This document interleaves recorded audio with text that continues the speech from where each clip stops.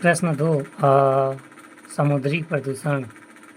उत्तर, समुद्र जल या बाह्य अवांछित पदार्थों के कारण मानवीय एवं समुद्र जीव जंतुओं के उपयोग योग्य न रह जाना समुद्र प्रदूषण कहलाता है। एक अनुमान के अनुसार प्रतिवर्ष 17,000 टन लोहा, 17,000 मैंगनीज, 11,000 टन सीसा एवं 70,000 टन जिंक एवं 8,000 टन पारा आदि बिना किसी उपचार के समुद्र में फेंक दिए जाते हैं, जिससे बहुत बड़े स्तर पर समुद्री प्रदूषण होता है। प्रश्न 3, स्वचालित वाहनों से निकलने वाले मुख्य प्रदूषण। उत्तर, स्वचालित वाहनों से निकलने वाली गैस की मुख्यतः कार्बन मोनोऑक्साइड, बिना जले हाइड्रोकार्बन यौगिक, नाइट्रोजन के ऑक्साइड, सीसा एवं एल्डिहाइड आदि आंतरिक दहन क्रिया के फलस्वरूप प्रदूषक के रूप में निकलते हैं, जिसका दुष्प्रभाव केवल मनुष्यों को नहीं बल्कि जीव जंतुओं, पेड़ पौधों, भूमि, भवन पर भी पड़ता है।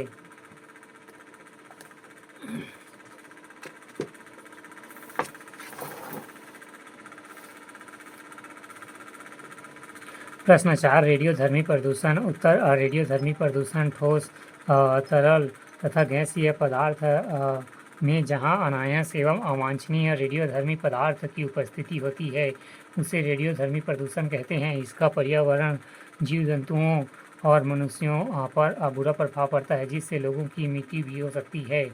खंड 2 उत्तर की शब्द सीमा 60 अंक 4। प्रश्न 5, जो 2 जैव संसाधन आरक्षितों का वर्णन कीजिए जो मध्य प्रदेश एवं छत्तीसगढ़ के क्षेत्रों में चिन्हित है। इनका क्रमशः लाभ भौगोलिक क्षेत्रफल किलोमीटर में बताइए। उत्तर, अचानक अमरकंटक देश की 14वें क्रम का बायोस्फीयर रिजर्व है, जिसकी स्थापना 2005 में की गई, जिसका क्षेत्रफल 3835.51 वर्ग किलोमीटर है, जिसमें छत्तीसगढ़ राज्य के लगभग 2610 वर्ग किलोमीटर क्षेत्र शामिल है। इसका विस्तार मध्य भारत में 2 राज्य मध्य प्रदेश व छत्तीसगढ़ में हैं। अचानक अमरकंटक वन्य जीव कोरजोन में है, जो सतपुड़ा की मैकल रेंज की पहाड़ियों के आसपास स्थित है। इसके अंतर्गत नर्मदा, जोड़ीला, सोन नदी का उद्गम क्षेत्र स्थित है, जिस रचना की दृष्टि से काफ़ी समृद्ध है, जहां बाघ, तेंदुआ, भालू, चीतल, सांभर, हिरण, बायसन एवं चीगरा, भेड़िया, लोमड़ी शामिल है। प्रश्न 6, IUCN की गंभीर रूप, संकटग्रस्त एवं नाजुक श्रेणियों में अंतर बतलाइए। उत्तर, गंभीर रूप से संकटग्रस्त।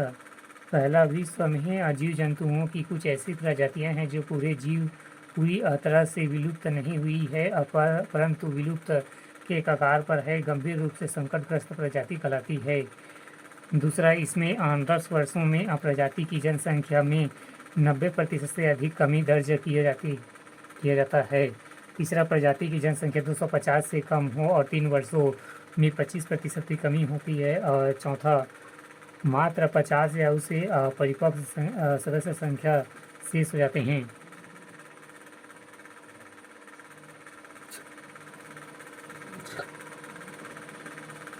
नाजुक।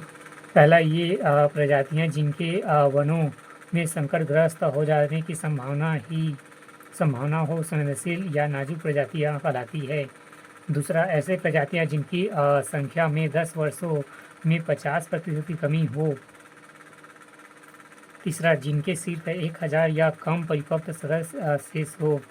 चौथा, इस श्रेणी में शामिल प्रजातियों में एक सींग वाला गेंडा, चीता, तेंदुआ आदि।